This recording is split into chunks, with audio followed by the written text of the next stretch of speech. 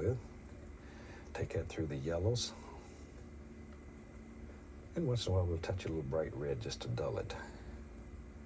But the tap, same way. See that little ridge of paint right there? It's a fantastic close-up right there, but look at that. There's one just like it right on here on the end of the brush, and that's what we're going to paint with. So pull it to load it, and tap. That's all there is to it. Now let's go up here and use it.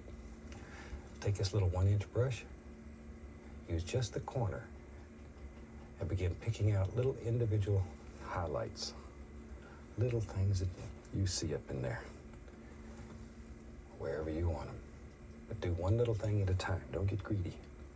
It gets working good and it feels good, and off you go. Next thing you know, you've covered up all your dark and have nothing left.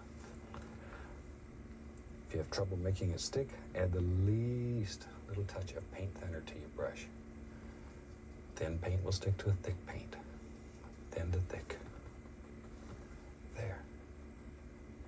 And reload frequently. When it stops coming off the brush easy, just reload it. There. Once again, think about shape and form and all the little things that live in there. Darker, darker, darker down here toward the base.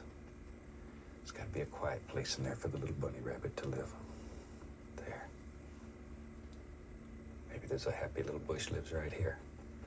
Once again, you could do this with a 2-inch brush, the 1-inch brush like I'm using here, the half-round brush, or the full-size brush. Any one of them would work just as well.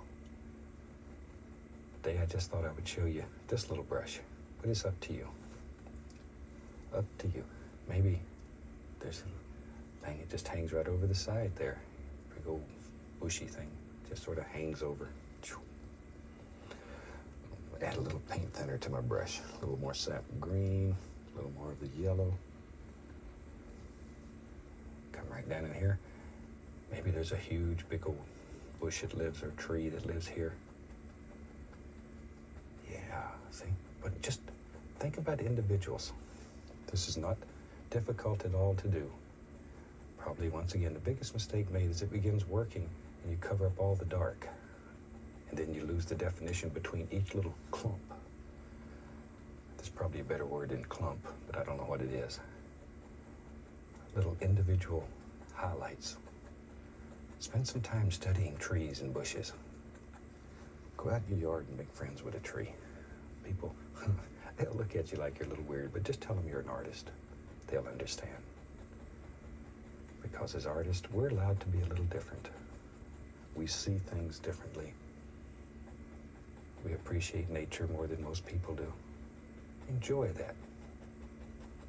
There we go. Something like so. Little devil lives right there.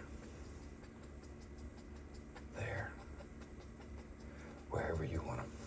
You make the decision. Little Indian yellow now and then. A little touch of the bright red too. There. Ooh, that's a nice little color. Shiny little color. Okay, other side. Other side. We don't want him left out. Here's a happy little bush. I'm going to change the color a little bit right there. Yeah, that's better. A little more yellow ochre in that bush. He lives up here and he watches the waterfall as it goes by. He's got the best view in town. There. Okay. But once again, don't get greedy with this. Just take your time. Do one little rascal at a time. Think about that big arm. It hangs over here. Maybe this one comes right out in front of the waterfall. Allow some of them to come in from the waterfall. It will push the waterfall back and make it look farther away. It'll make your painting look deeper. Much deeper. There. Something about like that. Gotta hang on to these old trees and save them. Not only are they beautiful, but they're beneficial. Shoot, they make oxygen, and I like that. There. It's like I get a lot of mail. I think even the utility company sends all these advertisements in the mail. I had to cut down a tree to make. So my big thing is now, I put them back in the envelope and send them back to them with a check.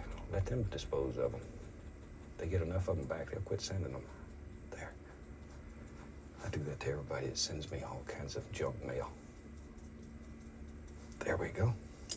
Now, let's put some land down here. We'll take a little bit of that Van Dyke Brown Dark Sienna mixed together. A little roll of paint right on the edge of the knife. Don't need a lot. Maybe in our world, there is just a little peninsula comes out here. A little bit of land lives out here. We don't know, wherever you want it. Dark Sienna, Van Dyke Brown. Maybe over on this side there's even a little, not a lot. Now, go back to my little 1-inch brush. I want to add some more sap green to make it a little darker. Ooh, nice dark green color. Once again, tap to get our little ridge of paint in there. About like that. Adjust the flavor till it's the way you want it.